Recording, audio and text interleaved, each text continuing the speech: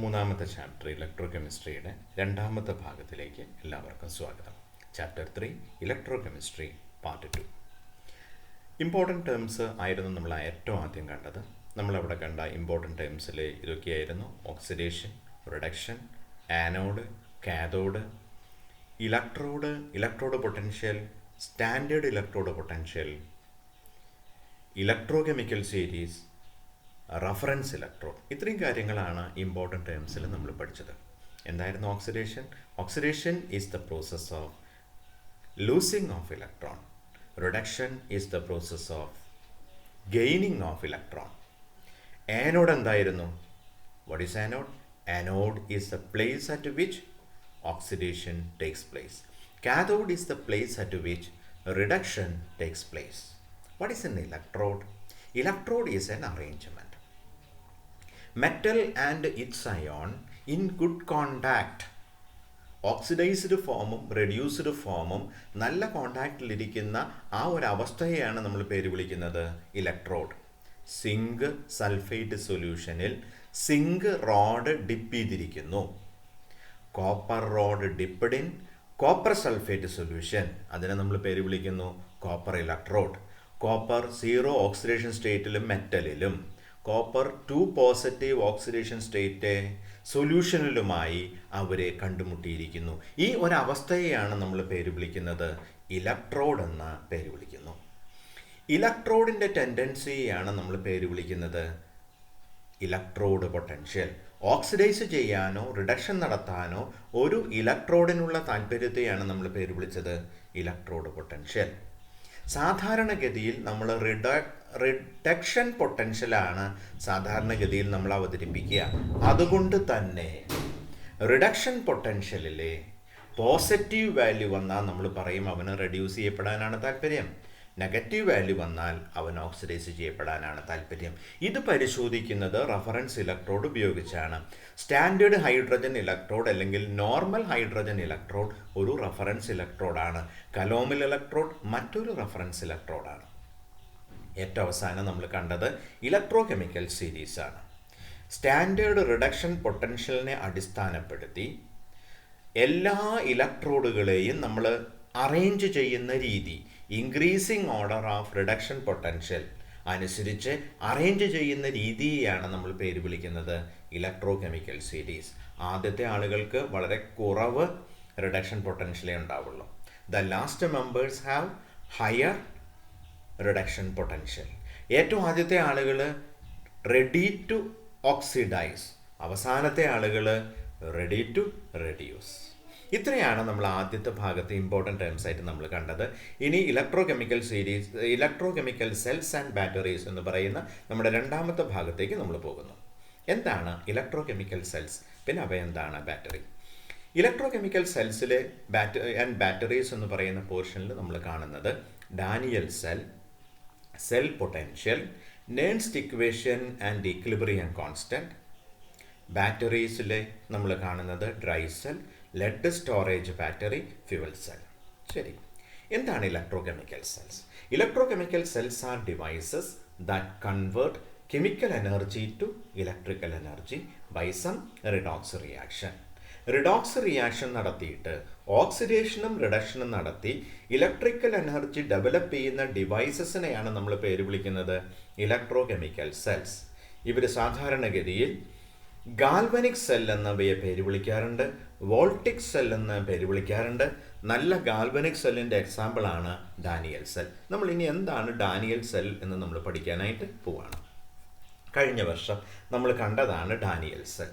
ഇവിടെ 2 ഇലക്ട്രോഡുകൾ അവർ ക്രമീകരിച്ചിട്ടുണ്ട്. ഒന്ന് zinc electrode, മറ്റൊന്ന് കോപ്പർ ഇലക്ട്രോഡ്. സിങ്ക് സൾഫേറ്റ് സൊല്യൂഷനിൽ സിങ്ക് റോഡ് ഡിപ്പ് ചെയ്തിരിക്കുന്നു. കോപ്പർ സൾഫേറ്റ് സൊല്യൂഷനിൽ കോപ്പർ റോഡ് മുക്കി വെച്ചിരിക്കുന്നു. 2 സൊല്യൂഷൻസിനെയും തമ്മിൽ കണക്ട് ചെയ്യുന്ന ഒരു സോൾട്ട് ബ്രിഡ്ജ് ഉണ്ട്. അവൻ്റെ ധർമ്മം അയോണിക് ബാലൻസ് സാധ്യമാക്കുക എന്നുള്ളതാണ്. 2 ഇലക്ട്രോഡുകളെയും തമ്മിൽ കണക്ട് ചെയ്ത് ഒരു കണ്ടക്ടർ ഉപയോഗിച്ച് കണക്ട് ചെയ്തിട്ടുണ്ട്. ഈ ഒരു അറേഞ്ച്മെൻറ്റിനെയാണ് നമ്മൾ പേര് വിളിക്കുന്നത് ഡാനിയൽ സെൽ. ഇനി ശ്രദ്ധിക്കുക, നമ്മുടെ സിങ്ക് ഇലക്ട്രോഡിൻ്റെയും കോപ്പർ ഇലക്ട്രോഡിൻ്റെയും സ്റ്റാൻഡേർഡ് ഇലക്ട്രോഡ് പൊട്ടൻഷ്യൽസ് അവിടെ കൊടുത്തിട്ടുണ്ട്. ആദ്യം സിങ്ക് ഇലക്ട്രോഡിൻ്റെ ഇലക്ട്രോഡ് പൊട്ടൻഷ്യൽ -0.74 ആണ്. കോപ്പർ ഇലക്ട്രോഡിൻ്റെ സ്റ്റാൻഡേർഡ് റിഡക്ഷൻ പൊട്ടൻഷ്യൽ +0.34 ആണ്. ഇവിടെ മൈനസ് എന്നുള്ള എഴുതിയത് നിങ്ങൾ കാണരുത്, അത് നോക്കരുത്, അത് പോസിറ്റീവാണ്. ഈ വാല്യൂസിൽ നിന്ന് തന്നെ നമുക്കറിയാവുന്ന കാര്യം സിങ്കിനെ വളരെ വളരെ കുറവ് റിഡക്ഷൻ പൊട്ടൻഷ്യലും കോപ്പറിനെ വളരെ വളരെ കൂടുതൽ റിഡക്ഷൻ പൊട്ടൻഷ്യലുമാണുള്ളത്. കാരണം ഇവൻ പോസിറ്റീവാണ്, ഇവൻ നെഗറ്റീവാണ്. അപ്പോൾ ഇതിൽ ആരാ റിഡക്ഷൻ നടത്തുക? കോപ്പർ ഇലക്ട്രോഡാണ് റിഡക്ഷൻ നടത്തുക, സിങ്ക് ഇലക്ട്രോഡ് ഓക്സിഡേഷൻ നടത്തും. അതുകൊണ്ട് നമ്മൾ വലത്തുവശത്ത് കോപ്പർ ഇലക്ട്രോഡിനെ വെക്കുകയും ഇടത്തുവശത്ത് നമ്മൾ സിങ്ക് ഇലക്ട്രോഡിനെ വെക്കുകയും ചെയ്യുന്നു. ഇനി ഇവിടെ നടക്കുന്ന ഓക്സിഡേഷൻ റിയാക്ഷൻ എന്താണ്? സിങ്ക് ഇലക്ട്രോഡിലെ സിങ്ക് 2 പോസിറ്റീവായിട്ട് മാറി 2 ഇലക്ട്രോണിനെ വിട്ടുകൊടുക്കുന്നു. കോപ്പർ ഇലക്ട്രോഡിൽ നടക്കുന്ന റിഡക്ഷൻ റിയാക്ഷൻ എന്താണ്? Copper 2 positive ion, copper sulphate സൊല്യൂഷനിലെ കോപ്പർ 2 പോസിറ്റീവ് അയോൺ 2 ഇലക്ട്രോണുകളെ സ്വീകരിച്ച് കോപ്പറായി മാറിക്കൊണ്ടിരിക്കുന്നു. അപ്പോൾ ഇവിടെ കോപ്പർ ഇലക്ട്രോഡ് ഇങ്ങനെ വീർത്തു വരും, ഡെപ്പോസിഷൻ സംഭവിക്കും കോപ്പർ. ഇവിടെ സിങ്ക് ഇലക്ട്രോഡ് ഇല്ലാതായിക്കൊണ്ടിരിക്കും, കാരണം അവരെ സിങ്ക് സൊല്യൂഷനിലേക്ക് ഇറങ്ങുകയാണ് ചെയ്യണത്. ഇനി ഇവൻ ഇവിടെ ധാരാളം സിങ്ക് സൊല്യൂഷനിലേക്ക് ഇറങ്ങുമ്പോൾ, സിങ്ക് 2 പോസിറ്റീവായിട്ട് ഇറങ്ങുമ്പോൾ ഇലക്ട്രോൺസ് ധാരാളം വരും. ഇവിടെ ഇലക്ട്രോൺസിൻ്റെ ആവശ്യകത നേരിടും. അപ്പോൾ ഇങ്ങനെ കണക്ട് ചെയ്ത് കഴിഞ്ഞാൽ ഇലക്ട്രോൺസിൻ്റെ ഒരു പ്രവാഹം ഇവിടെ നിന്ന് ഇവിടേക്ക് വരും. Electricity is a flow of electron. ഇലക്ട്രിസിറ്റിയുടെ ഡയറക്ഷൻ എന്ന് പറയുന്നതോ opposite to the flow of electron. അപ്പോൾ ഇലക്ട്രിസിറ്റി എവിടെ നിന്ന് എവിടേക്കാണ് പോവുക? കാഥോഡിൽ നിന്ന് ആനോഡിലേക്ക്. എന്നാൽ ഇലക്ട്രോൺസ് എവിടെ നിന്ന് എവിടേക്കാണ് പോവുക?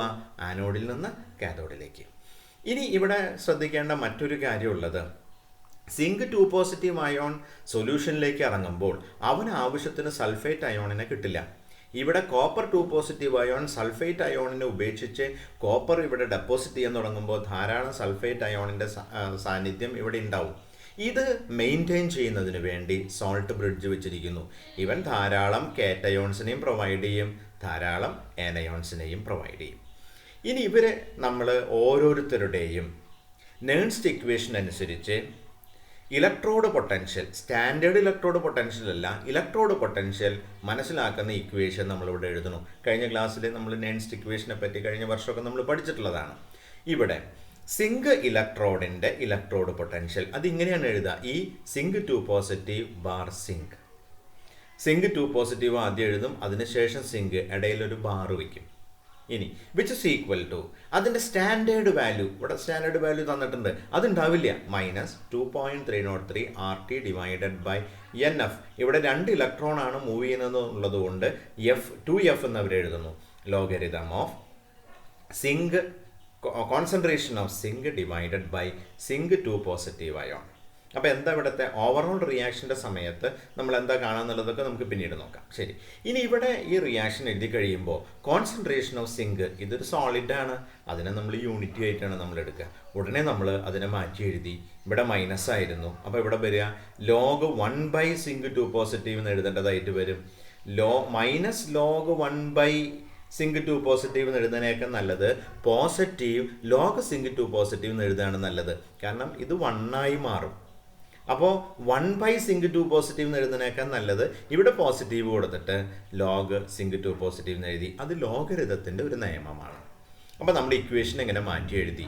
സിങ്ക് ഇലക്ട്രോഡിൻ്റെ electrode potential which is equal to അവൻ്റെ സ്റ്റാൻഡേർഡ് സ്റ്റേറ്റിലുള്ള electrode potential plus 2.303 RT divided by 2F logarithm of concentration of zinc sulfate solution. ഇവിടെ R എന്താ? Universal gas constant. T temperature at absolute scale. F എന്ന് പറയുന്നത് Faraday's constant. അങ്ങനെയാണെങ്കിൽ കോപ്പറിൻ്റെ electrode potential എന്തായിരിക്കും? ഇതേപോലെ നമ്മൾ കോപ്പറിൻ്റെയും നമ്മൾ എഴുതി വെച്ചു. അപ്പോൾ 2 ഇലക്ട്രോഡുകളിലും സിങ്കിൽ എന്തുമാത്രം ശക്തിയോടുകൂടെയാണോ ഇലക്ട്രോൺസ് ഉണ്ടാകുന്നത്, ഇവിടെ ഇലക്ട്രോൺസ് എന്തുമാത്രം ശക്തിയോടുകൂടെയാണ് യൂട്ടിലൈസ് ചെയ്യപ്പെടുന്നത്, ആ ശക്തികൾ ഇവിടെ കൈകാര്യം ചെയ്തു. ഇനി നമ്മൾ അടുത്ത ഭാഗത്ത് നമ്മൾ കാണുന്നത് EMF ആണ്, ഇലക്ട്രോമോട്ടീവ് ഫോഴ്സ്. എന്തുമാത്രം ശക്തിയോടുകൂടെയാണ് ഇലക്ട്രിസിറ്റി ഇതിൻ്റെ ഉള്ളിലൂടെ കടന്നു പോകുന്നത്, അത് മനസ്സിലാക്കപ്പെടണമെന്നുണ്ടെങ്കിൽ അതിനെ നമ്മൾ വിളിക്കുന്ന പേരാണ് സെൽഫ് പൊട്ടൻഷ്യൽ അഥവാ EMF. അത് കാണണമെന്നുണ്ടെങ്കിൽ electrode potential of cathode minus electrode potential of anode നമ്മൾ കണക്കാക്കണം. ഇവ തമ്മിലുള്ള ഡിഫറൻസ് ആണ് EMF അഥവാ സെൽ പൊട്ടൻഷ്യൽ എന്ന് നമ്മൾ മനസ്സിലാക്കുന്നത്. E0 സെൽ എങ്ങനെ കണ്ടുപിടിക്കുക? ഇവരുടെ സ്റ്റാൻഡേർഡ് കണ്ടീഷനിലെ E0 വാല്യൂസിൻ്റെ വ്യത്യാസം.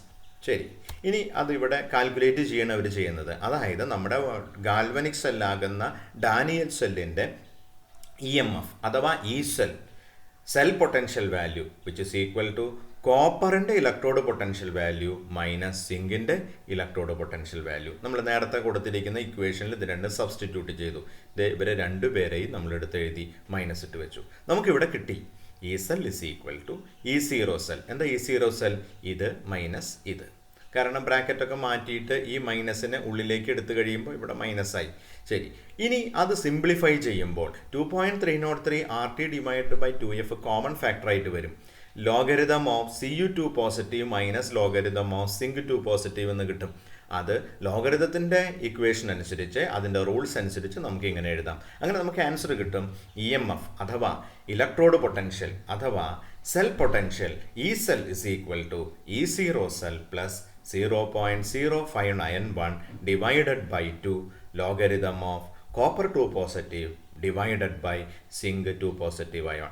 ഇത് കോപ്പറിൻ്റെ റിഡക്ഷൻ കമ്പാർട്ട്മെൻറ്റിലെ മെറ്റലിൻ്റെ മെറ്റൽ സൊല്യൂഷൻ്റെ കോൺസെൻട്രേഷൻ, ഓക്സിഡേഷൻ കമ്പാർട്ട്മെൻറ്റിലെ മെറ്റൽ സൊല്യൂഷൻ്റെ കോൺസെൻട്രേഷൻ. അപ്പോൾ ഈ ബാക്കി ഭാഗങ്ങളൊക്കെ എവിടേക്കാണ് പോയത്? 2.303 into R T divided by F എന്ന് പറയുന്നതാണ് അവർ 0.0591 എന്നാക്കിയിട്ട് അവർ മാറ്റിയത്. ശരി, ഇനി ഈക്വിലിബ്രിയം കോൺസ്റ്റൻറ്റും നേൺസ്റ്റ് ഇക്വേഷനും തമ്മിലുള്ള ബന്ധം. നമ്മൾ നേരത്തെ നമ്മുടെ ഇക്വേഷൻ ബാലൻസ് ചെയ്ത് നമ്മുടെ ഓവറോൾ റിയാക്ഷൻ നമുക്ക് ഇങ്ങനെ എഴുതാം. Copper sulphate plus zinc gives zinc sulphate plus copper. ഇതിനെ ഒരു കഴിഞ്ഞ വർഷം നമ്മൾ പഠിച്ച റിഡോക്സ് റിയാക്ഷനിലൊരു പ്രത്യേക തരാണ്. ഇവിടുന്ന് ആൾ ഇങ്ങോട്ട് മാറി വരിക എന്നുള്ളത്. എന്തെങ്കിലും അവിടെ അത് കഴിഞ്ഞ പോലത്തെ പുസ്തകത്തിൽ നമ്മൾ നോക്കിയാൽ മതി. ഈ റിയാക്ഷൻ്റെ ഈക്വിലിബ്രിയം കോൺസ്റ്റൻറ്റ് എല്ലാവർക്കും അറിയാം. എന്താ equilibrium constant? K is equal to concentration of zinc sulfate into concentration of copper divided by concentration of copper sulfate into concentration of zinc. അതിൽ ഇവൻ്റെ കോൺസെൻട്രേഷൻ യൂണിറ്റ് ആയിട്ട് എടുക്കാം. കാരണം ഇവർ രണ്ടുപേരും സോളിഡുകളാണ്. അപ്പോൾ അതുകൊണ്ട് ഇവിടെ നമുക്ക് equilibrium constant Kc is equal to concentration of zinc sulphate, ഇവിടെ 4 പോയിന്റ് ഇട്ടാ, zinc sulphate divided by concentration of copper sulphate. ഇനി നമ്മുടെ ഇക്വേഷൻ നമ്മൾ എഴുതി. E സെൽ സമം ജനറൽ ഇക്വേഷൻ നമ്മൾ എഴുതിയിരിക്കുന്നത് E0 cell plus 0.0591 divided by n. n is the number of electron. ഇവിടെ ഇലക്ട്രോൺസ് വരെ 2 ഇലക്ട്രോൺ ആണ്. Logarithm of concentration of reduction compartment divided by concentration of oxidation compartment. ഇവിടെ നമ്മൾ കിട്ടിയത് കോപ്പർ സൾഫേറ്റ് സൊല്യൂഷൻ്റെ കോൺസെൻട്രേഷൻ ആയിരുന്നു. ഇവിടെ നമുക്കന്ന് നേരത്തെ കിട്ടിയത് സിങ്ക് സൾഫേറ്റ് സൊല്യൂഷൻ്റെ കോൺസെൻട്രേഷൻ ആയിരുന്നു. കോപ്പറിൻ്റെ അവിടെയാണ് റിഡക്ഷൻ നടന്നിരുന്നത്, സിങ്കിൻ്റെ അവിടെയാണ് ഓക്സിഡേഷൻ നടന്നിരുന്നത്. നമ്മൾ ഈ ഇക്വേഷനെ നമ്മൾ എഴുതി കഴിഞ്ഞിട്ട് നമ്മൾ ചിന്തിച്ച് നോക്കുകയാണ്. അതായത് ഈക്വിലിബ്രിയം എത്തിക്കഴിയുമ്പോൾ ഈ സെൽ എന്ന് പറയുന്ന സാധനം 0 ആകും. E0 സെൽ പ്ലസ് 0 സമം E0 cell plus 0.0591 divided by n logarithm of reduction concentration of reduction compartment divided by concentration of oxidation compartment. അപ്പോൾ ഇനി നമ്മൾ ഇവനെ ഇപ്പുറത്തേക്ക് കൊണ്ടുവരിക. അല്ലെങ്കിൽ E0 സെൽ സമം മൈനസ് ഓഫ് ഈ സാധനം ഇങ്ങോട്ട് വരും. അപ്പോൾ എന്ത് ചെയ്തു? അത് പ്ലസ് ആവണമെങ്കിൽ എന്ത് ചെയ്യും? ഇതിൻ്റെ റെസിപ്രോക്കൽ എടുത്താൽ മതി. ഇത് എടുത്തു കൊടുത്തു. E0 സെൽ സമം 0.0591 ഡിവൈഡഡ് ബൈ n. ഇതിൻ്റെ നേരെ റെസിപ്രോക്കൽ വരും. Concentration of oxidation compartment divided by concentration of reduction compartment. ഈ സാധനം വരും നമ്മുടെ ഡാനിയൽ സെല്ലിൻ്റെ കേസിൽ. നമ്മൾ ഓൾറെഡി കണ്ടുവച്ചിട്ടുണ്ട്. ഇതാണ് നമ്മുടെ ഈക്വിലിബ്രിയം കോൺസ്റ്റൻറ്റ്. അങ്ങനെയാണെങ്കിൽ നമുക്ക് പറയാം E0 സെൽ സമം 0.0591 divided by K logarithm of equilibrium constant. അപ്പോൾ ഇവിടെ നമുക്ക് എന്തെഴുതാം? ഇവിടെ നമുക്ക് എഴുതാൻ പറ്റുന്നത് K എന്ന് എഴുതി വെക്കാനായിട്ട് നമുക്ക് പറ്റും. ശരി, അടുത്ത ഭാഗത്തേക്ക് നമ്മൾ കിടക്കും. ഇനി നമ്മളൊരു ഇക്വേഷനും കൂടെ പഠിക്കാനുണ്ട്. Delta G0 which is equal to minus NF E0 cell.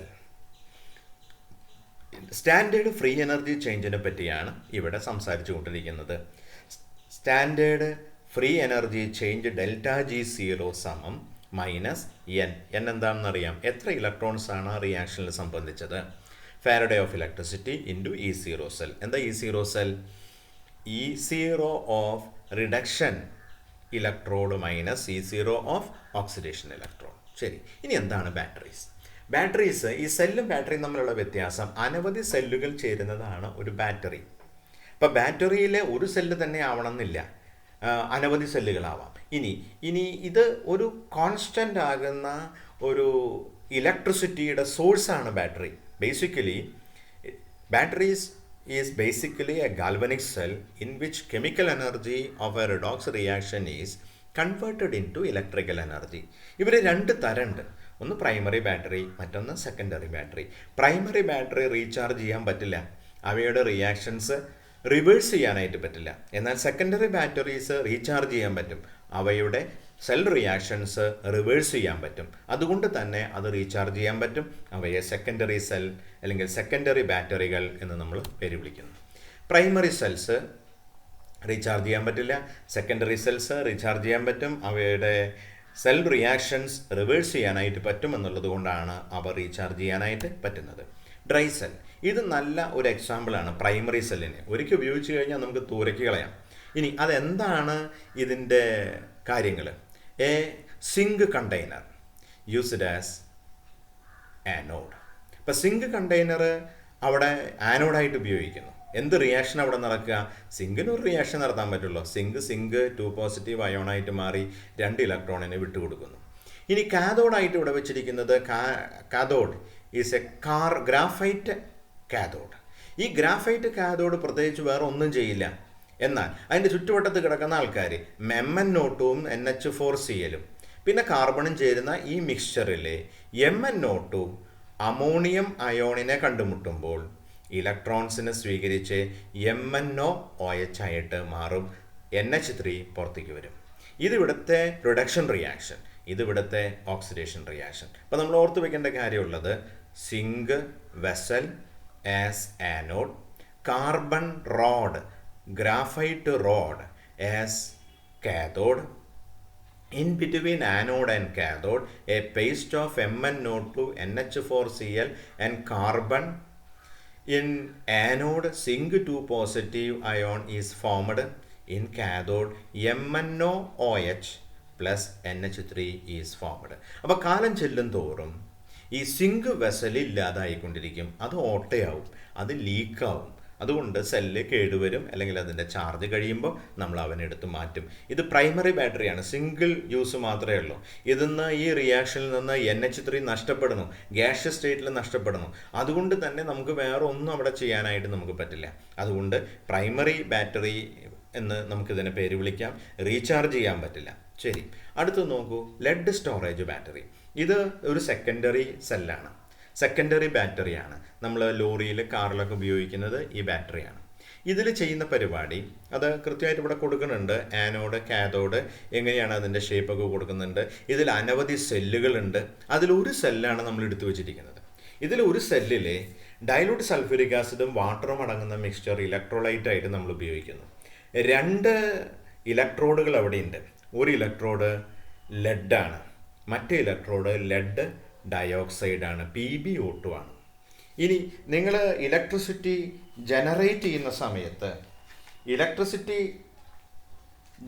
ചെയ്യുന്ന സമയത്ത് നടക്കുന്ന റിയാക്ഷൻ ഇതാണ്.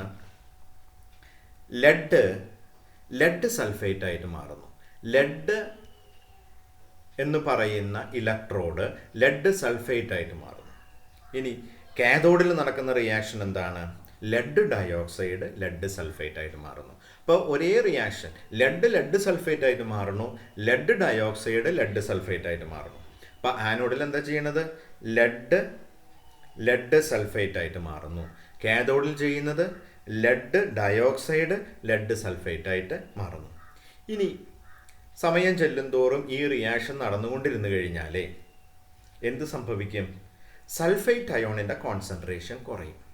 സൾഫേറ്റ് അയോണിൻ്റെ കോൺസെൻട്രേഷൻ കുറയുമ്പോൾ ഇലക്ട്രോലൈറ്റിലെ H2SO4ൻ്റെ കോൺസെൻട്രേഷൻ കുറയും.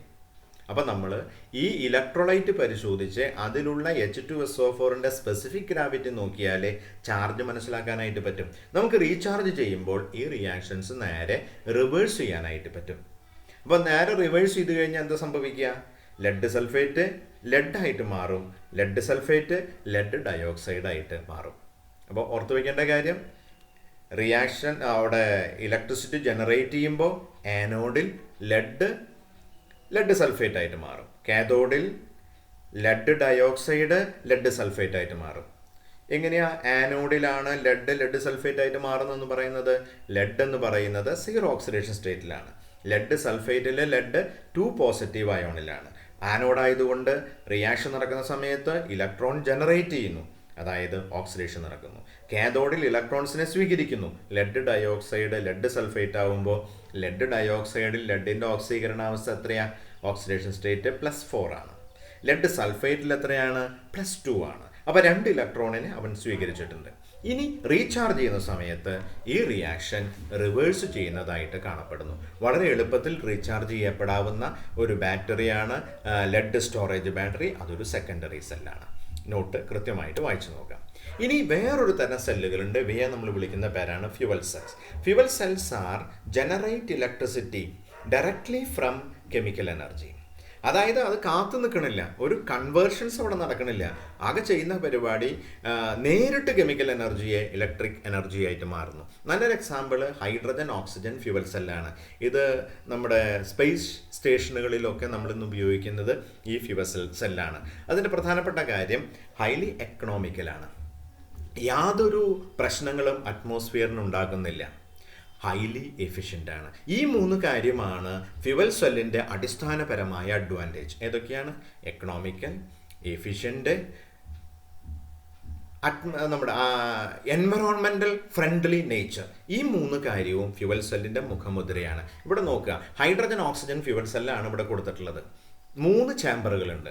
ഇവിടെ ഹൈഡ്രജൻ ചേമ്പർ ലെഫ്റ്റ് സൈഡിലെ, നടുക്കിലെ ഒരു റിയാക്ഷൻ ചേമ്പർ, വലതു സൈഡിലെ ഓക്സിജൻ ചേമ്പർ.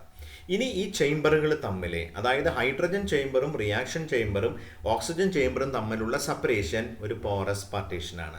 അതിൻ്റെ ഉള്ളിൽ ഇലക്ട്രോഡ് അറേഞ്ച് ചെയ്ത് വെച്ചിരിക്കുന്നു. ഹൈഡ്രജൻ ചേമ്പറിൽ നിന്ന് റിയാക്ഷൻ ചേമ്പറിലേക്ക് വരുന്നു, ഓക്സിജൻ ചേമ്പറിൽ നിന്ന് റിയാക്ഷൻ ചേമ്പറിലേക്ക് വരുന്നു, ഹൈഡ്രജനും ഓക്സിജനും കൂടി ചേർന്ന് H2O ഉണ്ടാകുന്നു. ഏറ്റവും അടിയിൽ നമ്മൾ ടോട്ടൽ റിയാക്ഷൻ നമ്മൾ എഴുതി വെച്ചിട്ടുണ്ട്. ഇനി ആനോഡിൽ നടക്കുന്ന റിയാക്ഷൻ ഹൈഡ്രജൻ എന്തായിട്ട് മാറണു? H2O ആയിട്ട് മാറണു. കാഥോഡിൽ നടക്കുന്ന റിയാക്ഷൻ ഓക്സിജൻ എന്തായിട്ട് മാറണു? OH നെഗറ്റീവായിട്ട് മാറുന്നു. ഇതാണ് ഇവിടെ നടക്കുന്ന റിയാക്ഷൻ. ഏറ്റവും അഡ്വാൻറ്റേജ് ഉള്ള സെല്ല് ഫ്യൂവൽ സെല്ലാണ്. എക്സ്പെൻസീവ് ആണ് എന്നുള്ളതാണ് ഇതിൻ്റെ ഒരു ഡ്രോബാക്ക് എന്ന് പറയാവുന്നത്. ബാക്കിയെല്ലാം ഇതിൻ്റെ അഡ്വാൻറ്റേജ് ആണ്. ഏതൊക്കെയാണ് ഇതിൻ്റെ അഡ്വാൻറ്റേജ് ആയിട്ട് നമ്മൾ എടുത്ത് പറയുന്നത്? Efficiency, economic, atmospheric friendly. മൂന്നാമത്തെ ഭാഗമായിട്ട് നമ്മൾ പറയണത് ഒന്ന് efficiency, atmospheric friendly, highly economic. ഞാൻ തന്നെ ആൻസർ പറഞ്ഞു, ഹൈലി എക്കണോമിക്. 3 കാര്യമാണ് ഇതിനകത്ത് പ്രധാനമായിട്ടുള്ളത്. അപ്പോൾ ഇത്രയാണ് നമ്മുടെ പ്രധാനപ്പെട്ട രണ്ടാമത്തെ പാർട്ടിലെ പാഠ്യവിഷയം. ഒന്നുകൂടി ഓർത്തു നോക്കാം. ഡാനിയൽ സെല്ല് 2 ഇലക്ട്രോഡ്, സിങ്ക് ഇലക്ട്രോഡും കോപ്പർ ഇലക്ട്രോഡും. 2 പേരുടെയും സ്റ്റാൻഡേർഡ് ഇലക്ട്രോഡ് പൊട്ടൻഷ്യൽ നോക്കിക്കഴിഞ്ഞാൽ കോപ്പർ ഇലക്ട്രോഡിൽ റിഡക്ഷനും സിങ്ക് ഇലക്ട്രോഡിൽ ഓക്സിഡേഷൻ സംഭവിക്കും. 2 സൊല്യൂഷൻസിനെയും കണക്ട് ചെയ്ത് ഒരു സോൾട്ട് ബ്രിഡ്ജ് വയ്ക്കും. ഇനി എല്ലായ്പ്പോഴും സോൾട്ട് ബ്രിഡ്ജ് തന്നെ ആവണമെന്നില്ല, പോറസ് പാർട്ടീഷൻ ആയാലും മതി. അതായത് അയോണിക് ബാലൻസ് നടത്തുന്നതിന് വേണ്ടി cell potential E of reduction minus E of oxidation. ആ ഇക്വേഷൻ, നേൺസ്റ്റിൻ്റെ ഇക്വേഷൻ നമുക്ക് ഡിറൈവ് ചെയ്തെടുത്തത് എങ്ങനെയായിരുന്നു? EMF or E cell is equal to E0 cell plus 0.0591 divided by N logarithm of reduction compartment divided by oxidation compartment. ശരി, ഇനി Nernst equation equilibrium constant തമ്മിലുള്ള ബന്ധം E0 cell എന്ന് പറയുന്നത്, ആ ഇക്വേഷൻ നോക്കുക. E0 cell is equal to 0.0591 divided by N logarithm of equilibrium constant. ബാറ്ററീസിൽ നമ്മൾ പഠിച്ചത് dry cell, lead storage battery, fuel cells. ശരി, നമ്മുടെ രണ്ടാമത്തെ പാർട്ട് ഇവിടെ അവസാനിക്കുന്നു. All the best.